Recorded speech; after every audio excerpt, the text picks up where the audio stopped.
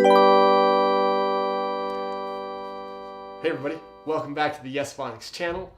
I'm your host, Shane Adamson, and this is where teachers, tutors, and educators everywhere come for valuable teaching insights and information. And before I start off today's episode, I wanted to harken back to the olden days of when I would recommend books. And I guess it wasn't that long ago, but we're going to run with it for the sake of the story, that it was a long time ago. And today's recommendation is by an author that I've sort of just fallen in love with her books, is Sarah Bachmann. And she wrote The Art of Feng Shui and Feng Shui. And I don't know if this is maybe too out there kind of for some people, but I truly believe that the Chinese art of placement is amazing and actually has a great and applicable place in the world. So yeah, Feng Shui. And then she also wrote the interior design with Feng Shui. So if you guys, I think this could maybe translate to the classroom. So whenever I recommend books, I want to recommend something that I feel like not only you as a teacher or tutor or homeschooler can take advantage of, but also that your students can take advantage of as well. And seriously, pick these books up because it really could help the teaching in your classroom just by the way you have things arranged in your classroom. The way desks are arranged, the way the board is placed, certain things. Because the whole idea with Feng Shui is it's the aforementioned Chinese art of placement. So the way things are placed have a certain effect on the way you feel, how well you do in your career, how much money you make, what your relationships are like, whether they're successful or not. Acupuncturists have known for a long time that there's these things called meridians, and there's basically these channels of energy that run through your body. And up until recently, people really didn't believe it, that acupuncturists could channel or move energy around the body to help the body heal and to become less sick and more healthful. But as of recently, I think it was a 2013 or 14 study, they were actually able to measure that scientifically. I don't know exactly which machine, you'll have to Google it. But they were able to actually see the actual meridians within the body. And they saw the energy move through it when the acupuncturist would put a needle in a certain acupuncture point. And so, anyways, long story short, this kind of winds back around to Feng Shui and how your landscape and how your environment affects you. So I definitely highly recommend it. I think it can increase your teaching ability.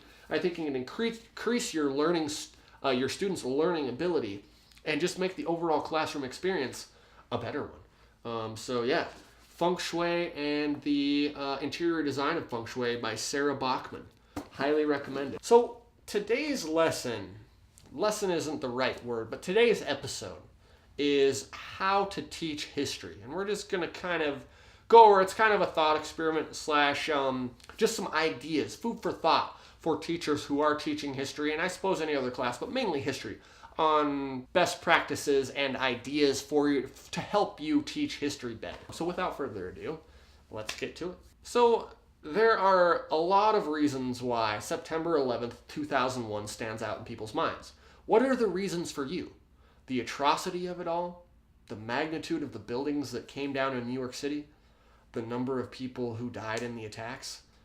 The fact that it actually happened on American soil? How suddenly and quickly it all seemed to happen? And above all else, what could be the factors in why such a thing would stay with us in our memories? Another reason is that we saw it take place in real time, and it's a part of our history. The phrase "reading is fundamental" became popular in the mid to late 60s, and it's stuck in our minds for decades because it's true. Not only that, but the Reading is Fundamental group is the largest nonprofit literacy group in the United States who are known for putting millions of books into the hands of young readers. A great service. Reading is truly foundational to everything a child learns, as we've talked about many times on this channel, and especially history. A student not only needs to be able to read about history, but also to be able to experience, remember, and appreciate it. And one thing about history, it's not as cut and dry as we might like it to be sometimes. And that seems to be with everything in life. It's just not quite as cut and dry as you would like it to be. And when it comes to history, there are many quotes that go something like this. "History will be kind to me, for I intend to write it." That's by Winston Churchill. History is always written by the winners. That's another good one, and it's fairly true. And when two cultures clash, the loser is obliterated, and the winner writes the history books which glorify their own cause and disparage the conquered foe. As Napoleon once said, "What is history but a fable agreed upon?" What's the point of showing these quotes, you might ask? History seems to have a slant to it, especially when it comes to how or why of the matter. Depending on who tells it, the truth will be somewhere in the midst of the two or more sides. Choose curriculum wisely. Teach your children to be critical thinkers and to delve deeper into the topics that interest them as they get older, so that they will eventually see that there may be differing viewpoints. Often children and older students think history is boring, so they have a hard time remembering it. Personally, I found history difficult in college. My general education history professor sat on the edge of his desk and talked for hours, twice a week. His continual knowledge for that amount of time was impressive, but his voice was his only mode of transmitting information, and it was boring. You get the point. The hardest part for me was staying awake to take notes. Modern historian David Thelen says that the challenge of history is to recover the past and introduce it to the present. And this is a challenge to you today. Decide how to introduce history to your very young students who are usually very eager to learn. History does matter. It has been said that he who controls the past controls the future. And our view of history shapes the way that we view the present, and therefore it dictates what answers we offer for the existing problems. History is a story about the past that is significant and true. What is true and significant is defined differently by people. You will have to decide for yourself as a teacher from which truths you teach, and partly maybe some political correctness and politicization, unfortunately. Please teach history in a compelling and interesting way so that your child will be intrigued enough to continue learning and learning history as he grows. We're all a part of history eventually, which is kind of ironic, isn't it, Brandon? I don't want to die. I don't ever want to die. I want to make these YouTube videos forever.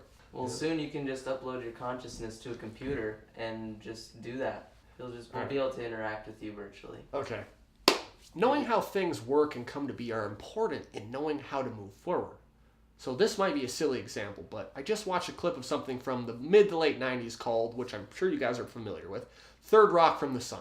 It's a great show. The alien person living on the Earth has no previous knowledge of tipping a waitress. So when his friend puts down a tip, he takes it and puts it in his pocket. The friend chastises him and tells him to put it back. And when the waitress takes the tip, he tells his friend that the waitress stole their tip. He didn't have any background history of the concept of tipping, so it made no sense to him. And present day will make much more sense to a child as she gets older if he or she knows the past history. The methods of imparting knowledge to younger students are important. The younger years should be filled with fascinating facts, stories, songs, and activities about explorers, inventors, political leaders, and artists. The brave and courageous people who dare to do what couldn't be done in most people's minds and then set out to do it. That should be presented in such a way that young students would be inspired to what they accomplished, whether for good or for ill. And just a side note, you guys, a great little thing that I loved about some of my other great history teachers were that they didn't necessarily present history in a chronological order, because sometimes remembering names and dates can get to be a bit boring. So I found that the great teachers always presented the interesting bits of history and kind of all linked it together, but not necessarily in a chronological order. So you may want to experiment with that a little bit. The library is one of the greatest resources, obviously. Even middle school or high school students who struggle with history can benefit from children's books on the topics that they're studying. Children's books often give great overviews, and it will be easier to know or what to base the research on. So those are some thoughts, some ideas on how you might go about teaching history. Again, one of my favorite things is presenting history in an interesting fashion, maybe not necessarily in a chronological order. But you guys have gone to school for this. You are teaching history right now. You are the experts on it. I'm just here to try and facilitate you in as much of a pleasing way as possible, in as much of a way that I can help you that's possible within my own capabilities. So with that being said, I really hope you guys enjoyed the video. If you have questions, concerns, or comments, leave them in the description below. Not the description, but the comment section. I do read the comments, and I do try to reply back ASAP. And until next time, my fellow educators, be well and stay classy.